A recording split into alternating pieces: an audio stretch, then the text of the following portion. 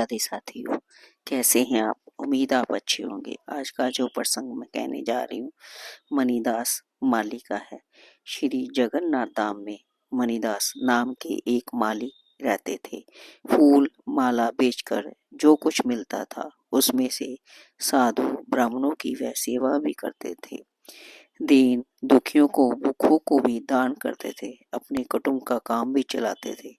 अक्षर ज्ञान मणिदास ने नहीं पाया, पर ये सच्ची शिक्षा उन्होंने ग्रहण कर ली कि दीन दुखियों प्राणियों पर दया करनी चाहिए और दुष्कर्मों का त्याग करके भगवान का भजन करना चाहिए। कुछ समय बाद मणिदास के स्त्री पुत्रों का एक एक करके परलोकवास हो गया। जो संसार के विषयों में आसक्त माया मोह में लिपटे प्राणी हैं, वे संपत्ति तथा परिवार का नाश होने पर दुखी होते हैं और भगवान को दोष देते हैं। किंतु मणिदास ने तो इसे भगवान की कृपा मानी।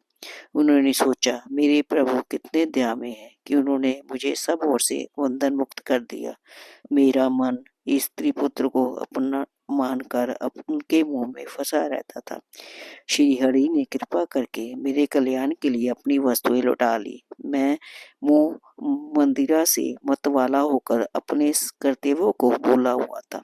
अब तो जीवन का प्रत्येक क्षण प्रभु के स्मरण में ही लगाऊंगा।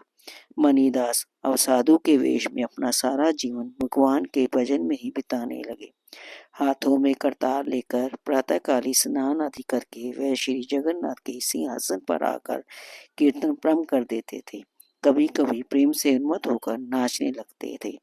मंदिर के द्वार खुलने पर भीतर जाकर श्री जगन्नाथ जी की मूर्ति के पास गरुड़ स्तंभ के पीछे खड़े होकर देर तक अपलक दर्शन करते रहते और फिर साष्टांग प्रणाम करके कीर्तन करने लगते थे।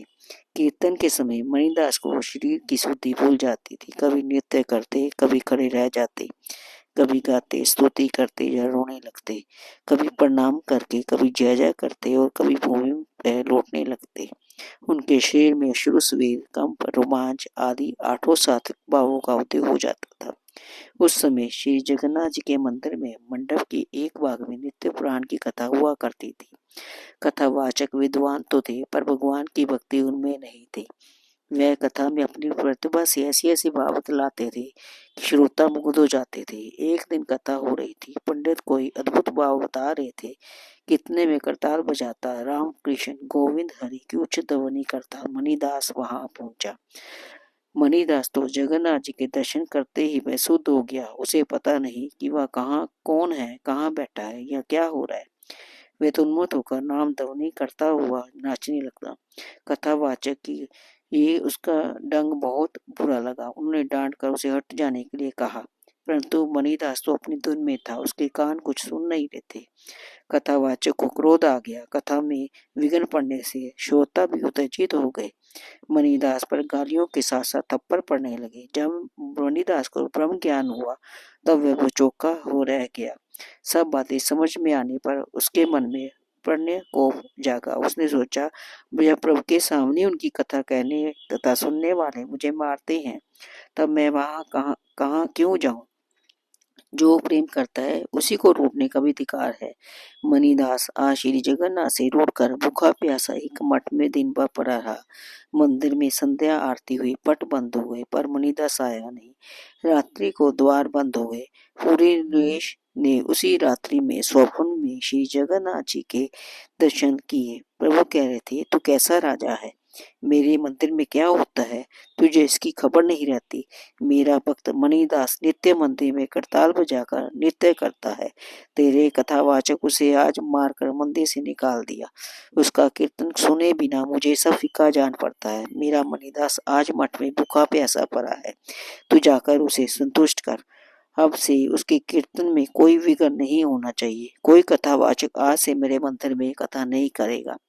मेरा मंदिर तो मेरे भक्त के कीर्तन करने के सुरक्षित रहेगा। कथा अब लक्ष्मी जी के मंदिर में हो गई। उधर मठ में पड़े मणिदास ने देखा कि सहसा कोटि कोटि सूर्यों के समान शीतल प्रकाश चारों ओर फैल गया है। सब जगन्नाथ प्रकट होकर उसके सिर पर हाथ रखकर कह रहे हैं, बेटा मणिदास, तू भूखा क्यों है? देख, तेरे भूखे रहने से मैंने भी आज उपवास किया है। उठ, तू जल्दी भोजन तो कर ले।